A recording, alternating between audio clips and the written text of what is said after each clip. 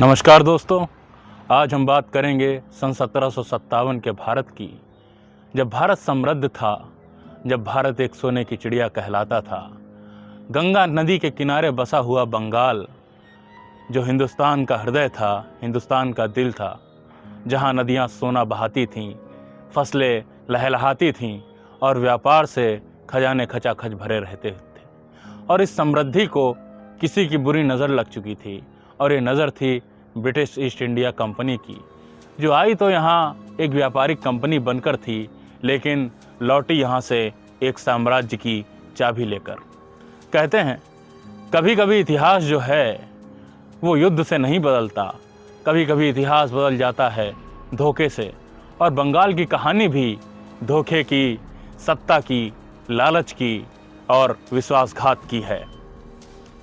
आज हम जानने का प्रयास करेंगे कि कैसे एक छोटी सी कंपनी ने भारत की सबसे समृद्ध रियासत को झुकाया और संपूर्ण उपमहाद्वीप पर अपने शासन की नींव रखी।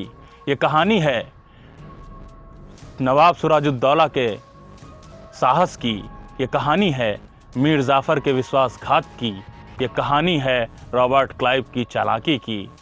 तो स्वागत है आपका भारतीय इतिहास के सबसे निर्णायक मोड़ पर, जहां से आरंभ हुई गुलामी की गाथा और जन्म लिया ब्रिटिश साम्राज्य के एक नए संस्करण ने।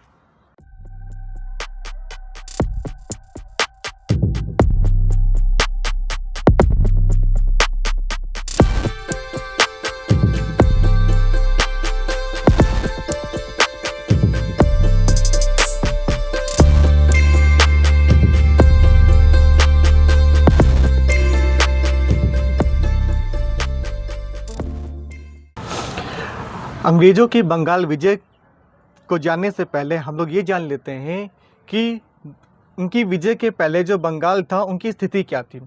देखिए हुआ क्या है, उस समय जो बंगाल था वो मुग़ल सम्राट का सबसे सर्वाधिक धनी प्रांत था, और जो आज जो वर्तमान में जो बांग्लादेश है वो भी इसमें शामिल था। इसके साथ ही जो नवाब जो थे वहाँ के बंगाल के, उनकी जो सत्ता है वो वर्तमान में जो हमारा बिहार और उड़ीसा है वहाँ तक फैला हुआ था। यहाँ से सूती कपड़ा, दस्तकारी, सोडा, चीनी और जैसे वस्तुएं, काली मिर्च जैसी वस्तुएं यूरोप को निर्यात होती थी। और अंग्रेजी ईस्ट इंडिया कंपनी का बंगाल से कुछ व्यापारिक हित थे, जैसा कि ब्रिटिश जो आयात होता था वो उसमें से 60% वस्तुएं जो हैं वो बंगाल की ही थी।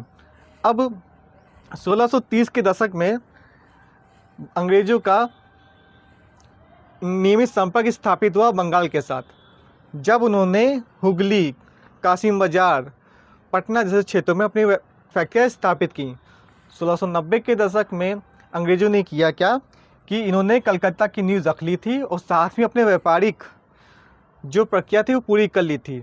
अब इसके बदले हुआ ये कि 3000 रुपये वार्षिक के बदले नवाब से इन्होंने मुक्त व्यापार की नीति या मुक्त व्यापार की अनुमति प्राप्त कर ली थी। अब हुआ ये, इसके बाद जब ये अनुमति प्राप्त कर ली तो जो यहाँ से जो निर्यात हुआ वो 50,000 पाउंड से अधिक था। तो आप सोच सकते हैं, जब इन्होंने वो जो वार्षिक दे रहे थे नवाब को 3000 रुपये था, और जब इन्होंने आयात किया यहाँ से, निर्यात किया सॉरी, तो 50,000 पाउंड से अधिक था, तो कितना ज़्यादा मुनाफा हुआ इनको। अब यही एक रीज़न था कि ये उनकी रुचि का क्षेत्र बना, व्यापारिक रुचि का क्षेत्र बना। जैसा कि हम सब ने जाना कि अंग्रेज़ों की बंगाल विजय के पूर्व बंगाल की स्थिति क्या थी, उसकी समृद्धि क्या थी और उसकी रौनक कैसी थी। बंगाल अपने आप में ही फलता फूलता साम्राज्य था, और इसके आगे की जो घटनाएं हैं उनकी हम जानकारी देंगे आपको अगले एपिसोड में, या कहें अगले वीडियो में।